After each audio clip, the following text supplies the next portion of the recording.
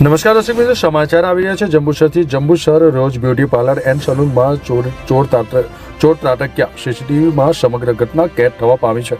Railway school વિસ્તારમાં આવેલ beauty પાર્લરમાં ચોરી થઈ છે। શફીક શેખ નામના વ્યક્તિના બ્યુટી પાર્લરમાં ચોરી થઈ છે। બ્યુટી પાર્લરની અંદર ગલ્લામાં રહેલા 15,000 રૂપિયાની ચોરી થવા પામી છે। ચોર તોડકી ચોરીને અંજામ આપતી હોય તેવા દ્રશ્યો સીસીટીવીમાં કેદ થવા પામ્યા છે। સમગ્ર ઘટનાની જાણ જંબુસર પોલીસને થતા જંબુસર પોલીસ ઘટના સ્થળે પહોંચી તપાસ હાથ ધરી હતી। કાશિફ સિન્હાનો રિપોર્ટ, ન્યૂઝ ટુડે, જંબુસર।